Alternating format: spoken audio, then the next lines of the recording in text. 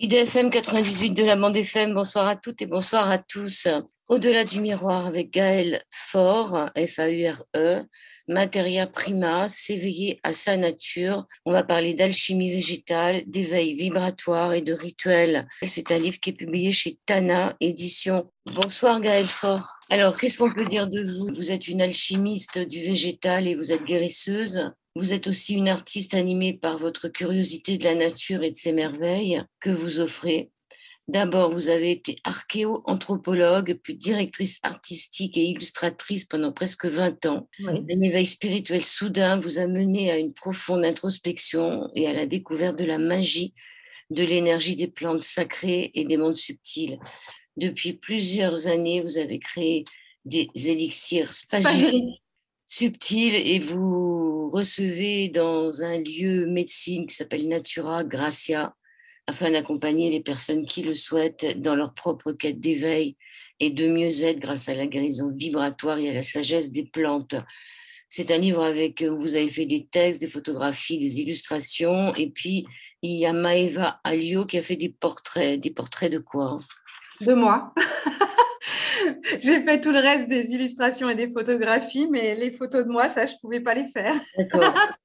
Qu'est-ce qui s'est passé avec les plantes pour que vous rentriez en communication avec elles? Qu'est-ce qui s'est passé? Je ne sais pas vraiment comment vous répondre à cela, puisque tout a été un grand chamboulement dans ma vie lorsque j'ai fait cet éveil spirituel soudain qui m'est arrivé un jour alors que je vivais à Paris et que je me suis réveillée avec des informations et une autre vision qui s'offrait à moi, et j'ai suivi l'appel.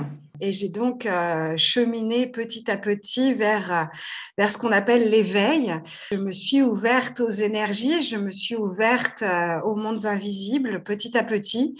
Et puis, enfin, je dis petit à petit, mais ça a été vraiment très brutal puisque ça a pris quelques jours et semaines pour moi. Mais la vraie révélation concernant les plantes suit mon voyage à Bali à la rencontre de ce maître spirituel, Ratu Bagus, qui nous enseignait le lâcher-prise du mental et la reconnexion à notre corps et à notre vibration, et à nous ouvrir au monde invisible. Ce grand maître, lors de mon premier séjour, m'a clairement fait comprendre que ma voie était de faire des soins à la personne, des soins à base de plantes, voilà, mais je n'en savais pas plus.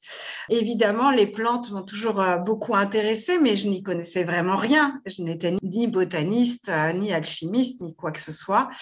Et puis, par contre, je ressentais très clairement leur appel. Donc, j'ai commencé à m'intéresser un petit peu aux huiles essentielles, comme tout le monde, pour ma propre guérison, pour ma propre transformation. J'ai commencé à m'intéresser à leur guérison vibratoire, et en parallèle, j'ai suivi des enseignements pour des soins énergétiques. Et puis, petit à petit, je sentais bien que l'appel était vraiment aux soins par les plantes, mais ce n'était pas les huiles essentielles, ce n'était ni l'olfactothérapie, ni des techniques de guérison vibratoire comme celles que l'on connaissait.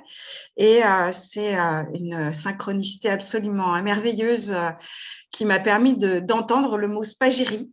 Et à la seconde où je l'ai entendu, j'ai su que c'était ce que je cherchais, sans savoir du tout de quoi il s'agissait. Du coup, je me suis engouffrée dans des recherches sur ce que c'était que l'alchimie à plus grande échelle, hein, l'alchimie en général, que voulait dire cette quête spirituelle personnelle qu'était l'alchimie, qu'elle soit minérale, végétale ou spirituelle. Et j'ai tout de suite compris que c'était là ma voie. Voilà. Donc là, vous avez quitté Paris, vous avez acheté une ferme, vous êtes parti en pleine campagne. Ça a pris quand même 3 ans avant que je quitte Paris, hein. J'ai dû quand même revoir toute ma vie avant. Il fallait que je sois prête psychologiquement à tout abandonner, puisque la transmutation alchimique, comme la voie du chaman que je suis aussi, implique un travail sur soi-même de solitude totale, d'ermitage. Et c'est là que j'ai trouvé mon ermitage, d'abord dans le Loiret. Pendant 3 ans et demi, j'ai vécu dans une petite ferme du Loiret, tout près de la forêt de Fontainebleau. Voilà. Et ensuite? Et ensuite, j'ai atterri là où vous me trouvez, c'est-à-dire en Normandie, dans un lieu extraordinaire avec une source et 3 hectares de merveilleuse nature préservée. Ce que vous avez trouvé dans le Loiret, je pense que vous étiez parisienne au début, donc vous ne connaissiez pas du tout les plantes. Donc vous vous êtes retrouvée quand même avec des plantes autour de vous qui poussaient à n'importe quel au moment des saisons. Quelle est la première plante que vous avez reconnue? L'ortie. C'est vrai, c'est une bonne plante, hein. Ouais, c'est une plante absolument merveilleuse. Elle nous enseigne beaucoup de choses, l'ortie. Elle ne pousse que là où elle veut et elle ne pique que ses prédateurs, pas les autres. Moi, j'ai retiré de l'ortie dans un champ, il n'a jamais repoussé, mais après, j'avais les avant-bras tout brûlants et je m'étais dit, je suis persuadée que si on fait une soupe d'ortie quelque part, il y a tellement d'acide cyclique là-dedans qu'on doit pouvoir tuer les gens. Non, je pense qu'on les remet en vie, bien au contraire. C'est quoi qui pique dans l'ortie? C'est de l'acide formique, je crois. Ce sont des petites capsules, mais elles ne piquent que ceux qui les maltraitent. Oui, ou alors il faut savoir les cueillir en les prenant par en dessous. Non, même sans savoir les cueillir, on peut tout à fait caresser de l'ortie sans se faire piquer. Il suffit de ne pas être le prédateur. Il faut les prendre par en dessous. Bon. Oui, alors, aussi, on peut faire comme ça, mais en se connectant à elle, on peut avoir d'autres relations aux plantes, qu'elles soient piquantes, urticantes ou quoi au caisse. Elles ne nous considèrent plus de la même manière et elles ne se défendent plus, en fait. Donc, elles nous accueillent les bras grands ouverts sans leur piquant. Donc, vous quittez Paris, vous vous retrouvez dans le Loiret. À quel moment vous commencez à monter votre labo? J'étais déjà alchimiste quand je suis partie de Paris. Je travaillais déjà en alchimie. C'est pas vraiment la formation Solvay Coagula qu'on trouve en général. C'est vous qui vous êtes formée toute seule. Comment ça s'est passé? Alors, je suis ce qu'on appelle un canal. Je suis quelqu'un qui reçoit de l'énergie et des messages des mondes invisibles. Donc, j'ai suivi des enseignements par canalisation. Donc, j'ai attendu l'appel d'une plante en particulier, qui était ma plante, ce qu'on appelle ma plante maître, celle qui va m'enseigner, celle qui me suit déjà depuis plusieurs années avant que je commence l'alchimie. Et cette plante maître m'a enseigné totalement en canalisation les gestes et les procédures à suivre pour créer mon premier élixir spagyrique avec elle. Et c'est laquelle? Le tabac sacré.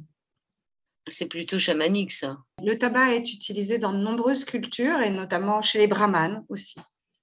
Et donc, du tabac, vous n'en aviez pas en France, de la plante? Si, bien sûr. Si, j'en avais. Du tabac sacré. Je travaille avec elle depuis déjà 4 ans.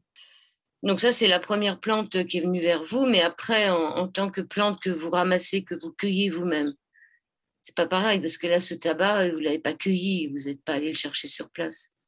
La première plante avec laquelle j'ai travaillé, cueillie par mes soins, était le romarin. Ensuite, j'ai fait la sauge et puis 80 ont suivi. 80, c'est énorme. Moi, j'en ai beaucoup plus en préparation. Je dois en avoir l'équivalent en préparation. Mais c'est ma voie de transformation personnelle et du coup, chaque plante vient nous délivrer un enseignement particulier qui est une sagesse particulière. Elle vient nous aider à travailler et à transformer en nous, transmuter, on appelle ça en alchimie, des choses émotionnelles. Puisque ce qui m'intéresse dans la voie alchimique, c'est la transformation émotionnelle et vibratoire que peut nous apporter une plante. Ce n'est pas ses propriétés médicinales propres, traditionnelles qui m'intéressent, puisque ça, il suffit d'ouvrir un bon livre d'herboriste et nous en avons la réponse.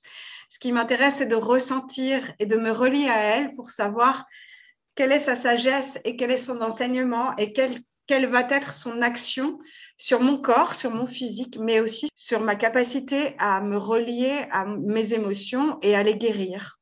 Puisque dans la tradition de guérison holistique, quelle que soit la voie, qu'elle soit chamanique ou énergétique plus classique, eh bien, nous croyons que les émotions sont à l'origine de tous nos troubles, de tous nos maux. Et du coup, en guérissant de nos émotions, qu'il s'agisse de tristesse, de colère, de frustration, de lassitude ou plein d'autres choses, eh bien, en guérissant de ces maux, en nous apaisant de cela, eh bien, on peut évoluer, se transformer et refleurir.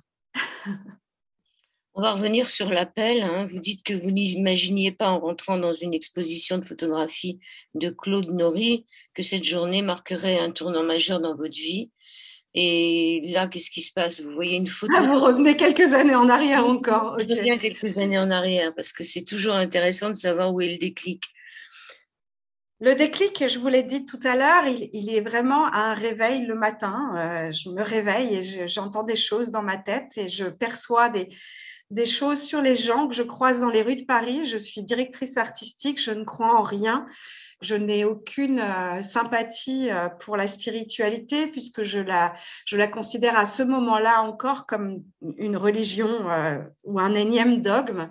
Donc, je me prends ça sur le coin du nez, comme on dit, et ces choses que j'entends, c'est là où c'est le plus intéressant, c'est que ces choses que j'entends, je suis persuadée qu'elles sont justes tout de suite. Ce que je perçois des personnes que je croise me semble juste. Je prends rapidement contact avec une guérisseuse qui va m'expliquer ce qu'il m'arrive. Quand elle m'explique, ça me paraît aussi totalement véridique. Je me retrouve totalement dans ce qu'elle me raconte. Et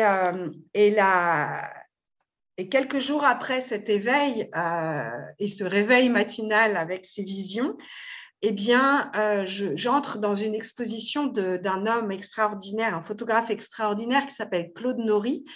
Et dans cette exposition, je me retrouve face à une image et je ne peux plus bouger. Je ne peux pas avancer à l'image suivante. Je suis complètement engluée devant cette magnifique image, mais ce n'est pas la beauté de cette image qui me subjugue, c'est quelque chose d'autre.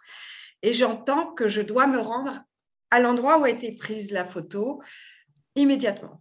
En 4 jours, vous y êtes, c'est pas tout à fait à côté, hein, c'est en Sicile. Tout à fait. Et c'est un volcan. C'est un volcan qui s'appelle le Stromboli. Et qu'est-ce qui se passe devant ce volcan? Il se passe beaucoup, beaucoup, beaucoup de choses. Nous n'aurions pas assez d'une heure pour expliquer toutes les aventures que je vais vivre là-bas. Je suis dans le bateau dès que ça commence. Je me vide de pleurs absolument incroyables. Je ressens comme une profonde nostalgie de retourner sur ce lieu alors que je n'y suis jamais allée. Et j'ai l'impression que ça a été ma terre quelque part dans une autre incarnation. Et que j'ai une profonde nostalgie et une profonde émotion à me retrouver là-bas. Et donc, je passe 4h30 de bateau à pleurer, à sanglots, mais inavouables. Les gens dans le bateau sont un peu embêtés pour moi parce qu'ils ne comprennent pas trop ce qui m'arrive. Et je ne peux pas m'arrêter de pleurer en faisant des bruits abominables. Et c'est quand mes pieds touchent le sol du Stromboli que je comprends qu'il se passe quelque chose de vraiment fort et de vraiment surnaturel. J'ai la sensation que à la seconde où mes pieds touchent le sol, que le feu s'empare de mon corps, c'est-à-dire que mes jambes sont brûlantes d'un coup, j'ai l'impression d'être engloutie sous terre. Je ne connais rien à la vibration et à l'énergie à ce moment-là, je ne sais absolument pas de quoi il s'agit. Et j'ai pourtant l'impression que je suis tirée sous terre et en même temps, je prends feu. Le feu lèche chacun de mes organes. C'est vraiment un moment absolument incroyable et j'entends une énorme explosion. Et en même temps que cette explosion, j'entends qu'on me souhaite la bienvenue et qu'on est heureux de me revoir ici. Très bien, merci. Et du coup, je suis complètement déboussolée, complètement sonnée. J'ai l'impression d'avoir triplé de volume, d'être une boule de feu comme dans Dragon Ball Z. Je ne sais pas si vous voyez ce dessin animé japonais où les gars, ils se transforment en boule de feu. Bah, je ressemble à ça intérieurement. C'est un truc de dingue. Et en fait, j'ouvre les yeux et je me rends compte que les gens autour de moi n'ont pas réagi particulièrement à cette énorme explosion. Et c'est là que je lève les yeux au ciel et que je m'aperçois qu'en fait, c'est le volcan qui vient de me parler. Et c'est le volcan qui vient de me souhaiter la bienvenue et qui vient donc d'entrer en éruption. Et donc, bah, évidemment, je repleure. Et là, vous montez et vous allez vers lui, comment ça se passe? Parce que Je ne peux pas monter sur un volcan actif parce qu'en fait, la petite blague, c'est que j'avais regardé comment aller là-bas au plus vite, puisqu'il m'aura fallu 4 jours entre cette photographie et le moment où je touche le sol du Stromboli. Je n'ai pas du tout regardé où j'allais, une carte des lieux ou quoi. Ok, c'est vraiment. J'ai juste eu un appel vital de me rendre là-bas tout de suite et je ne savais pas que c'était un volcan en activité constante. Et ben forcément, la petite fille qui rêvait d'être Haroun Tazieff était aux anges de s'approcher aussi près d'un volcan en éruption, de la lave. Et je vais commencer par marcher sur l'île beaucoup, sans aucune carte, sans rien. Et je m'aperçois très, très rapidement que je connais parfaitement les routes et les lieux. Et donc, je suis très troublée. Et puis, bah, l'enseignement commence, l'enseignement du volcan commence. Donc, je commence à entendre des messages, à être guidée, à suivre ces guidances, à me rendre à des endroits qu'on m'indique. Et il se passe toujours quelque chose d'absolument fou. Je commence à entendre les insectes, les animaux, les plantes.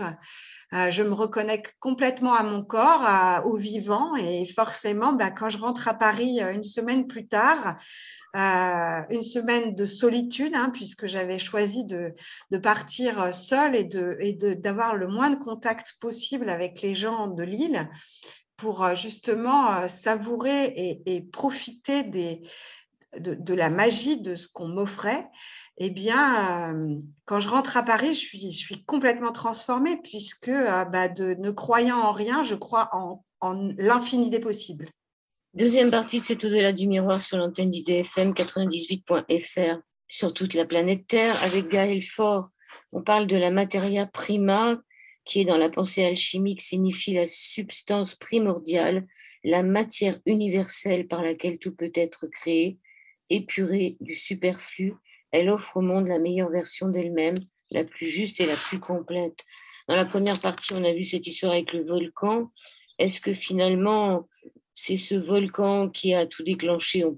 Parce que la matière première, c'est peut-être la lave en fusion La qui. materia prima, la substance primordiale. Ouais, ça vient du volcan. Non, non, la materia prima est vraiment la substance primordiale, dénuée de toute chose. Donc, elle est universelle. C'est une matière qui est dénuée du superflu. Par exemple, si on la compare à l'humain, notre materia prima serait nous complètement apaisés, dénués de nos souffrances, de nos peurs, de nos doutes et de nos colères et de nos tristesses. Voilà, nous serions retournés à notre état divin, notre état pur. Après ce passage à Stromboli, vous partez à Bali. Qu'est-ce qui vous décide de partir à Bali? Je sens l'appel. Je sens l'appel. En fait, tout dans mon parcours est lié à des choses que j'entends, où je dois aller. Et je m'y rends puisque très rapidement, je fais confiance à cette intuition qui me submerge. J'ai toujours été très intuitive depuis mon enfance. Mais là, cette intuition me guide mes pas d'une manière que je ne connais pas. C'est-à-dire, elle me dit d'aller rencontrer ce maître à Bali, alors que l'idée première d'aller dans un ashram avec des zinzins spirituels ne me satisfait pas vraiment. Hein. La meilleure spiritualité que j'ai à l'époque, c'est celle de sortir avec mes amis, de faire la fête et de bien manger et de bien boire. Donc, me retrouver dans un ashram, méditer et voilà, je ne sais pas du tout pourquoi je ressens ça, mais j'ai un appel absolument vibrant et absolument pas possible de le nier. Donc, je suis cette intuition et je pars à Bali, retrouver ce maître. Vous partez à Bali sans savoir où vous allez. Vous le trouvez par hasard. Exactement. Voilà. Et comment ça se passe avec lui alors? C'est un maître de l'énergie qui s'appelle donc Ratu Bagus.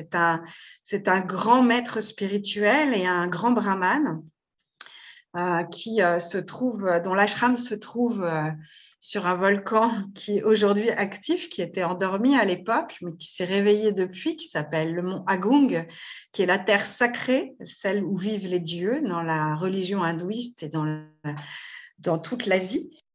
Les premiers jours là-bas, je ne le cache pas, vont être extrêmement compliqués pour moi, puisque je suis confrontée à toutes mes rigidités, je suis confrontée à toutes mes non-croyances, à mes jugements, à mon mental. Je suis confrontée à tout ce tout ce que je rejette, c'est-à-dire cette espèce de dogme spirituel où on s'agenouille devant un maître. Et chez moi, j'avais un tel rejet de la religion catholique, celle que je connaissais le mieux, que forcément, ça pique. Ça pique et donc mon mental va être vraiment au combat. Il va vraiment se lancer dans une quête de me faire partir de ce lieu au plus vite. Et au bout de 3 jours, je vis ma première expérience mystique très forte, très puissante, qui va tout faire basculer.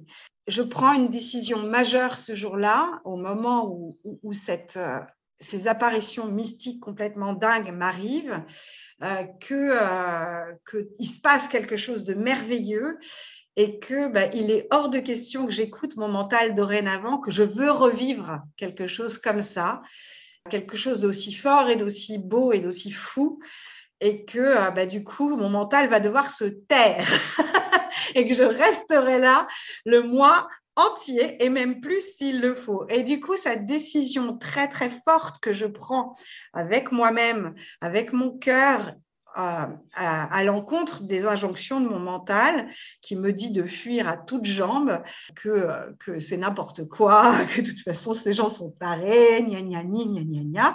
Eh bien, stop! Donc, à cette seconde, cet engagement que je prends avec moi-même fait tout basculer. Et là, je vais me connecter. Et là, tout va basculer et je vais ouvrir une porte en moi qui va permettre à l'énergie de circuler. Et je vais donc avoir accès à ma première transe chamanique. Et je vais donc lâcher prise et accepter que l'énergie s'empare de mon corps, voilà, pour la laisser travailler et me guérir. Alors peut-être que vous avez fait taire votre mental. Moi, j'aimerais vous faire parler sur votre première expérience mystique parce que c'est toujours intéressant de savoir quelles sont les expériences des autres. J'en ai eu beaucoup dans ma vie. J'en ai eu beaucoup en réalité. Celle-là qui a fait que finalement vous avez dit oui. C'est-à-dire que vous vous êtes abandonné à tout ça et que vous avez dit oui. Nous sommes à Bali. Je vais avoir un contact avec plusieurs défunts de ma famille qui vont venir m'encourager, qui vont venir me soutenir et me faire un gros, gros câlin. Et je vais aussi avoir un contact avec des présences qui peuplent l'ashram, de mondes invisibles, qu'il s'agisse de divinités ou de créatures mystiques. Donc, quand vous dites avoir un contact, c'était un contact que vous aviez demandé ou pas? Ah non, pas du tout, je n'y croyais pas. Et donc, ça a été, Non, je n'y croyais pas du tout, moi. donc, ça a été du visuel, ça a été de l'auditif, comment ça s'est... Ça a été tout, ça a été beaucoup dans le ressenti, dans le visuel et dans l'auditif. J'ai eu la totale d'un coup. Mais comme la plupart des expériences que j'avais vécues avant, je voyais beaucoup de choses, etc., étant enfant, et je l'avais fermé un temps, le temps de vivre dans le monde des moldus.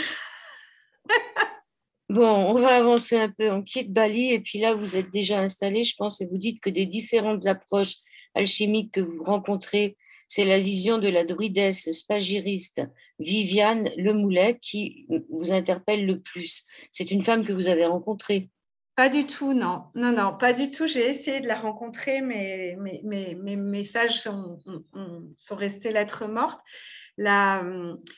C'est après avoir reçu en canalisation l'enseignement spagirique que je rencontre son livre qui s'appelle Les élixirs floraux de Viviane, qui, même si je ne suis pas d'accord avec la totalité de ce qu'elle écrit, va fortement résonner en moi, car pour la première fois dans un écrit sur l'alchimie, je me retrouve.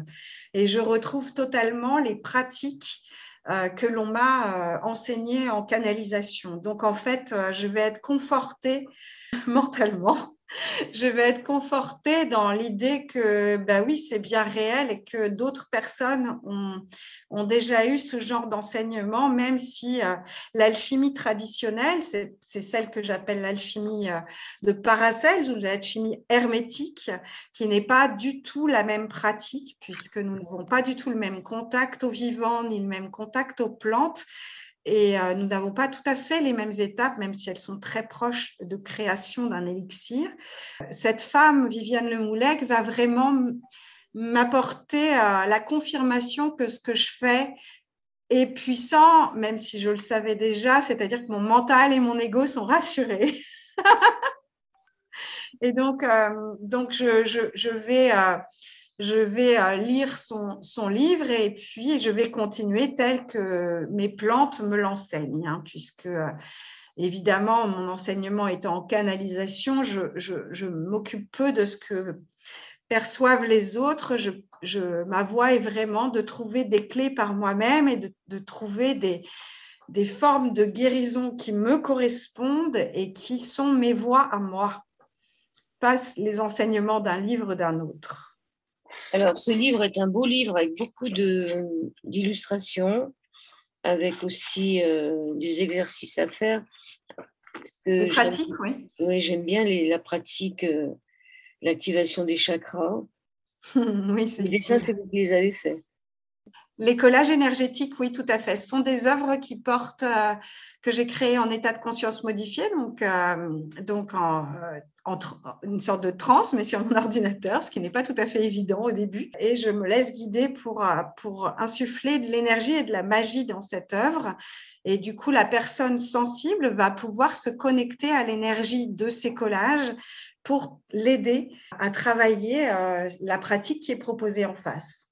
Puisque ce livre est avant tout un livre d'expérimentation, d'éveil à soi-même et d'essayer de se reconnecter à son corps, à ses ressentis et à sa propre spiritualité, puisque chacun d'entre nous a la sienne et ses croyances. Et peut-être réussir à élaborer des élixirs.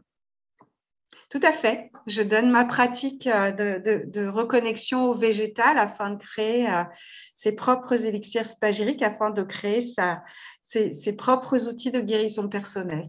Est-ce que vous savez d'où vient la spagyrie? Elle est basée sur l'observation des lois de la nature. Est-ce que vous avez une idée d'où ça remonte? Je crois qu'elle est bien avant Paracelse. Paracelse, au XVe siècle, est le premier à employer ce mot. Donc, souvent, on fait référence à lui. Mais en réalité, je pense que des cultures disparues pratiquaient déjà l'alchimie. Les Égyptiens sont connus pour ça. La Chine aussi avait de grands alchimistes bien avant Paracelse. Et je crois que d'autres civilisations aujourd'hui invisible portait en elle cette sagesse. Il y a une différence avec l'herboristerie quand même. Ah, très nette, oui. Très nette, effectivement. L'alchimie, quelle que soit la voie, est une voie de transformation de soi-même. Il ne s'agit pas dans ma voie de cueillir une plante et d'être son prédateur. C'est-à-dire que dans la voie de la reliance que je propose, comme celle de Viviane, cette voie rentre en communication profonde avec le végétal, c'est-à-dire le végétal nous appelle, ça n'est pas nous qui allons voir une plante en disant j'ai envie de faire un élixir avec toi, c'est elle qui vient entrer en contact avec nous et qui nous dit tu as besoin de moi pour te guérir, tu as besoin de moi pour avancer sur ton chemin d'éveil, de conscience et de libération. Elle se présente à nous, ça peut prendre différentes formes, sous la forme du rêve, de la marche consciente, de la canalisation, des visions, des ressentis du corps. Chaque personne va avoir des capacités différentes, puisque je l'enseigne aussi tout ça à la maison. Et la voie de Paracelse n'est pas la même. Elle est encore sur une étape de prédation du végétal, c'est-à-dire qu'il n'y a pas de contact avec l'esprit de la plante. Or, dans ma vision de la reconnexion au vivant, de reconnexion à notre propre sagesse, je crois qu'il y a une énorme étape de reconnexion à la sagesse des autres êtres de ce monde. Les animaux pour certains, les plantes pour d'autres, voire la totalité, les minéraux sont des êtres vivants doués de sagesse. Et ils peuvent nous accompagner, ils peuvent nous aider, car aujourd'hui, ils portent une vibration bien plus haute que celle de l'humain. Est-ce que ça peut aussi avoir un rapport avec les fleurs de Bach? Alors, Bach, il les a découverts un peu comme vous les avez découverts, vous. Hein. Alors, la petite différence, alors je pense très réellement que les fleurs de bac aident beaucoup les personnes qui font appel à elles. En revanche, Édouard Bach était un canal, comme je le suis, c'est-à-dire qu'il était capable d'entendre le message des plantes et de se relier à leur énergie pour entendre la guérison vibratoire qu'elles peuvent nous offrir. J'ai un tout petit bémol, mais ça, il ne s'agit que de mon ressenti personnel, chacun y verra le sien, sur les fleurs de bac créées en grande quantité en laboratoire. Il y a certainement des laboratoires qui travaillent très bien, mais les plantes doivent être vraiment respectées dans leur cueillette et doivent être OK pour ça, pour déployer la plus grande vibration possible, puisqu'une plante va nous offrir à chacun des molécules, des vibrations et des énergies complètement différentes selon notre propre besoin. Donc, si quelqu'un fait de la cueillette avec moi, elle n'aurait pas forcément les mêmes molécules et ni les mêmes particules subtiles dans la cueillette qu'elle va faire, même si nous cueillons le même pied de plante. Puisque la plante sait reconnaître en nous nos propres besoins de guérison. Donc, je suis un tout petit peu dubitative sur l'exploitation à grande échelle des fleurs de bac. En revanche, je crois profondément qu'elles ont une action très bénéfique sur pas mal de personnes. La différence avec un élixir spagyrique est quand même majeure puisque la création d'une fleur de bac prend quelques heures puisque c'est une fleur qui est trempée dans de l'eau de source, recueillie au plus près de là où la plante pousse, puis placée au soleil pour qu'elle infuse doucement avec l'énergie du soleil. Un élixir spagyrique, tel que moi je le pratique, va me prendre entre 2 et 7 ans de travail. On n'a pas tout à fait le même temps de travail et surtout, l'alchimie permet de recouvrer l'ensemble des corps de la plante. C'est-à-dire que nous travaillons avec son corps, son esprit et son âme. La fleur de bac, quant à elle, ne travaillera qu'avec son esprit, comme l'huile essentielle, qui va se diffuser dans l'eau. Troisième et dernière partie de cet Au-delà du miroir sur l'antenne d'IDFM sur le 98 de la bande FM. IDFM 98.fr. On parle de spagyrie avec Gaël Faure pour son livre Materia Prima. Alors, comment créer ces élixirs spagyriques? Tout à l'heure, vous avez dit que ça pouvait mettre entre je ne sais plus combien d'années. 1 an et 7 ans pour le moment. 7 ans, mais on peut les avoir plus rapidement quand même.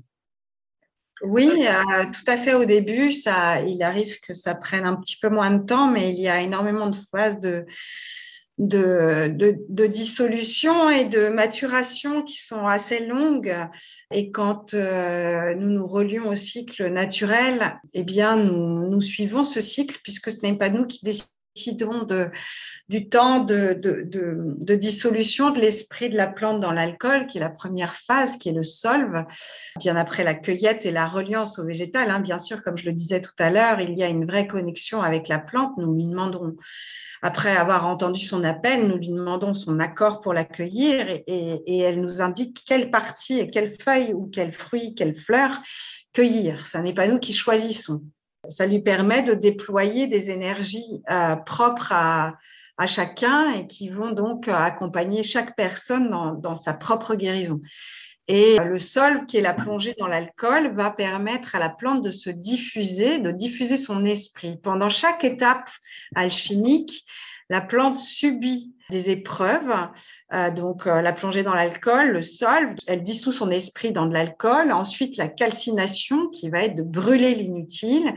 L'alchimiste va lui aussi subir l'ensemble des épreuves qu'il va faire subir à la plante. Donc, chaque épreuve va être vécue par l'alchimiste comme un grand moment de transformation personnelle. Oui, en calcination, vous dites qu'il faut à peu près entre 3 et 8 heures. La calcination, ça se fait dans une casserole, vous la mettez sans rien, comme ça. Donc, vous mettez un couvercle sur la casserole. Pas du tout, non. Là, ce serait un petit peu long de vous expliquer tout le processus de création d'un élixir. Là, ce qui est important, ce sont les épreuves en réalité. C'est quand C'est même pas la manière dont j'opère C'est quand qui. même alchimique. Donc, alchimie, c'est un alambic. Non, non, non, non. Où on récupère, je vois tout à fait comment ça marche. Donc, vous êtes La visu- un autre système. Non, non, la pratique que j'ai ne distille pas la plante. Je n'ai pas d'alambic. Je travaille en co-création avec l'esprit de la plante. Je n'ai pas besoin de la distiller. Je n'ai pas besoin de la faire pourrir non plus. Oui, après, vous la lavez aussi. Et la lavation, oui, je ne lave pas la plante. La plante n'est jamais rincée. La lavation est une autre épreuve. Elle suit la calcination. Donc, c'est l'épreuve de l'eau. Nous lavons les cendres récoltées de la plante à l'eau sacrée. Alors, j'imagine que vous avez tout un tas d'étagères avec des plantes de différentes années. Tout à fait. Alors, comment elles arrivent à discuter? Elles sont je sais pas, peut-être pas dans un grenier, dans un endroit assez sombre, dans un garage, je ne sais pas. Elles doivent toutes vous parler en même temps. Comment vous vous dites, tiens, celle-là qui est là depuis 3 ans ou celle-là qui est là depuis 5 ans, elle m'appelle. Non, mais j'essaye de deviner. Bah, écoutez, c'est pas vraiment des Miroir. devinettes. Effectivement, je dois avoir 200 élixirs dans mon placard magique. Certains à l'étape du solve, donc la toute première étape, celle de la plante plongée dans de l'alcool, et d'autres achevées avec d'autres potions, bien sûr, puisque je ne me contente pas d'alchimie. La plante qui nous appelle va le faire, comme je le disais tout à l'heure, selon les personnes. Ça va être un rêve, ça va être l'odorat, ça va être le nom qui tombe de la plante, ça va être sentir l'appel. Voilà, ce que j'enseigne ici à Natura Gratia, c'est aussi la reliance au végétal, mais c'est à la reliance au monde subtil. Donc, nous apprenons à communiquer avec les mondes invisibles. Donc, je transmets mes techniques de communication. Pour cela, il faut entrer en méditation. Il faut lâcher prise sur le brouhaha de notre mental, il faut faire le vide, il faut expulser les émotions pour être le plus épuré du superflu, le plus proche de notre materia prima, comme on le disait tout à l'heure. Cet état d'écoute et de ressenti va nous permettre de savoir de quelle plante il s'agit en réalité. Ces plantes nous enseignent à nous transformer et à lâcher prise et à nous libérer et à nous apaiser. Donc petit à petit, nous connaissons l'état méditatif, nous connaissons la pleine conscience, nous connaissons la communication subtile. Donc, une fois que le travail est vraiment terminé, que vous la mettez dans des petits flacons, comment vous faites une fois qu'elle a dit OK, c'est terminé? Une fois qu'on a fini toutes les épreuves, vous Oui, voulez dire? oui. Eh bien, elle retourne en maturation, puisqu'il y a un long temps de maturation selon la plante et selon l'urgence avec laquelle je dois la consommer. Puisque le but de l'alchimie est de me transformer moi avant de vendre mes élixirs spagyriques aux autres, la quête alchimique est une quête qui me concerne, c'est-à-dire c'est ma propre quête de transformation. C'est par là que je m'améliore, que je m'éveille, que je m'apaise. Du coup, je vais la prendre en cure, mais pour cela, il va falloir qu'elle soit prête à la cure. Et donc, c'est pareil, j'entendrai son appel pour me dire, on commence, tu as besoin de moi maintenant pour apprendre de nouvelles choses. Et je vais donc la consommer selon ce qu'elle m'indique, c'est-à-dire un nombre de gouttes entre 3 et 5 en moyenne par jour, pendant tant de jours selon la plante. Et je vais commencer un deuxième travail avec elle après les épreuves spagyriques, donc calcination, l'épreuve du feu, l'épreuve de l'eau, l'épreuve du cristal, etc., je vais entamer une fusion de nos deux énergies. Elle va m'aider à me transformer et à me guérir par la cure, par la prise de gouttes d'élixir spagyrique. D'accord, donc vous avez choisi la voie alchimique où vous cherchez pas l'or, mais vous devenez l'or, c'est-à-dire que c'est votre propre corps C'est qui se... exactement ça. Maintenant, quand des gens viennent chez vous dans votre centre, vous pouvez leur apprendre à reconnaître, à cueillir, peut-être à commencer à travailler les plantes. Mais est-ce qu'il y a des plantes qui se manifestent pour telle ou telle personne qui vient chez vous en disant, tiens, celle-là, je la sens. C'est-à-dire, j'ai envie de donner quelque chose à cette femme ou à cet homme-là. Comment ça se passe? Ah, oui, oui, bah, c'est comme ça que ça se passe en fait. Nous travaillons beaucoup la reconnexion de la personne qui vient à la maison en retraite. Nous travaillons pour l'enseignement de la spagyrie, hein, puisque j'ai d'autres retraites de soins. L'enseignement de la spagyrie va être vraiment apprendre à la personne à se reconnecter à ses ressentis, à libérer son corps des injonctions du mental pour ne se connecter qu'à son cœur et à son ressenti premier. Une fois que nous nous reconnectons à notre corps et à notre cœur, eh bien, nous pouvons commencer à envisager la discussion avec les mondes subtils, la communication subtile, dont les plantes font partie. Et là, donc, je leur enseigne à communiquer avec les êtres, les guides, donc les guides spirituels, tels que moi je les appelle, d'autres les appelleront leurs anges gardiens. Nous commençons comme ça et puis petit à petit, nous étendons aux arbres, aux fleurs, aux plantes qui se proposent sur le chemin. Et donc, elles apprennent la communication subtile et la cueillette en conscience avec le respect du vivant et l'accord de la plante cueillie. C'est en état de méditation. Je leur fais faire un voyage chamanique au tambour et en méditation pour qu'elles puissent savoir quelle est la plante qui se propose d'être leur première enseignante, la première à créer leur premier élixir spagyrique. Un peu comme l'animal totem, ça va devenir la plante totem. Ça va être la plante maître, oui, pour l'alchimie, tout à fait. Alors, qu'est-ce que vous pensez des coquelicots? Là, je vois qu'il y a des coquelicots partout et je sais que le coquelicot ne pousse que là où il veut. Est-ce que vous avez eu des histoires avec les coquelicots? Non, je n'ai pas encore travaillé l'élixir de coquelicot et en Normandie, il n'y en a pas. L'année dernière, j'ai pris des graines que j'ai essayé de mettre dans le jardin, mais non, il pousse où Non, il veut, dans le bitume. Enfin, c'est bon, en tous les cas, le coquelicot, c'est un petit pavot, donc ça doit. tout à fait. C'est une plante d'apaisement, j'imagine, mais je n'ai pas encore travaillé avec elle, alors je ne connais pas bien son énergie. Si jamais vous en voyez un, vous penserez à moi. Exactement. Voilà, qu'est-ce qu'on pourrait dire pour terminer l'émission? Donc, je souhaite aux personnes de savoir à quel point les plantes sont magiques et de grandes enseignantes. Et je leur souhaite de découvrir tout ce qu'elles ont à nous offrir quand on leur ouvre le cœur. Alors, elles vont plutôt travailler sur l'émotionnel. Comme vous dites, la plupart des maladies viennent du fait qu'on a des sentiments ou des émotions qui sont négatives. Mais peut-être que le monde végétal, il travaille peut-être plus sur le système lymphatique, non? Alors, je crois que les plantes travaillent sur l'intégralité de notre système physique. Je n'ai pas dit que les élixirs spagyriques ne travaillaient pas sur le physique. Ils travaillent sur le physique. C'est simplement que je ne souhaite pas l'aborder dans ma communication sur les élixirs spagyriques, puisque je crois profondément que ce sont les émotions qui sont à l'origine de ce qui nous traverse, ce qui nous perturbe, qu'il s'agisse de mots physiques ou de mots émotionnels. Du coup, je crois qu'en regardant à l'intérieur de soi ce qu'il se passe, nos actions, nos réactions peuvent se transformer en apprenant à se connaître davantage au-delà des masques, au-delà des non-dits et au-delà des souffrances, eh bien, en apprenant à se reconnecter à son soi véritable, à son cœur, eh bien, les plantes peuvent nous accompagner à ce chemin. Bon, ben, merci beaucoup, Gaëlle Faure. Materia Prima, s'éveiller à sa nature. C'est un livre qui est publié chez Tana Édition. Merci à vous. Vous avez un site qui s'appelle Subtil.net, subtil au pluriel. Subtil, LES, oui, .net. Bonne soirée, bonne journée. Au revoir.